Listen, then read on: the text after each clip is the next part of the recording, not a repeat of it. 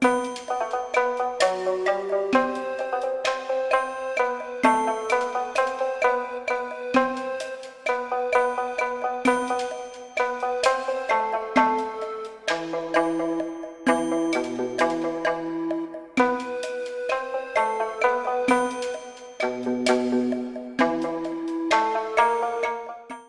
everyone, this is Mr. Brass, and today I'm going through the digital noise machine that we call social media again, and as usual, this is my January feed and all that good stuff. Here are the clips. Sorry, but liking half-naked photos on the internet of another woman while in a relationship isn't necessarily the most faithful thing to do. Because if that woman did the same thing, you would have an issue. Babe, let me enter your body and I'll be a good person to you. That's the proposition of this comment. We fell down. Let me try this again. Okay, the phone is now stable, but a comment like this from a man to his wife is fucking unstable. Let me be clear, even if you aren't explicitly saying this to your wife and you consider yourself a good person because you haven't said the thing out loud, if it's implied that you aren't going to be nice and kind to your wife until she is willing to have sex with you, like, you're definitely part of the problem. Still. It is insane to withhold being a good human to the person you say you love and care about most, show up to the relationship with them in an intentional way. I'm going to withhold that. I'm going to hold that to my chest, close to my chest, until my dick gets wet. That is insane. Your wife doesn't want to fuck you because you're putting in minimal effort and expecting the world. Too many fucking guys think that they could put in 0% or 10% and fucking expect their wives to bend over backwards for them. In the span of a marriage, sometimes it's 20-80, and that's understandable.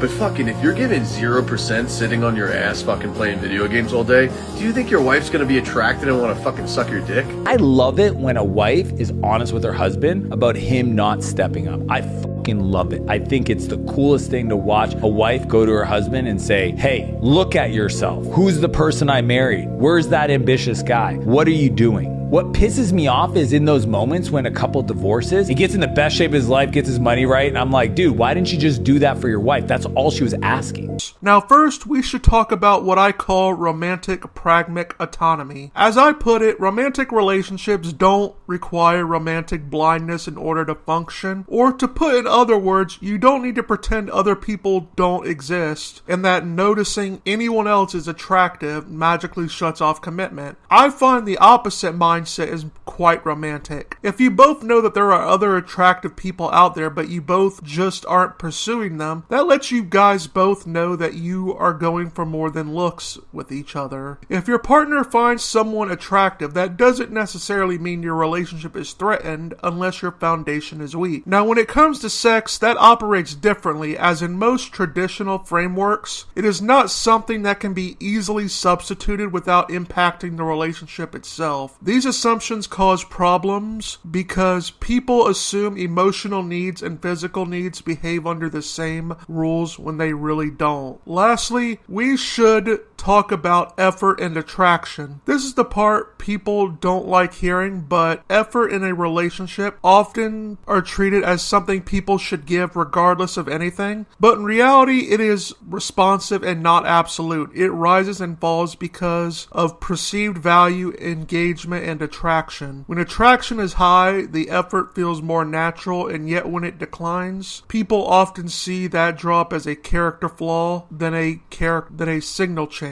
In reality, effort follows perceived reward and not abstract obligation, which doesn't make people good or bad, it just makes them human. Well, that is all for today. This is Mr. Brass saying goodbye and get wise.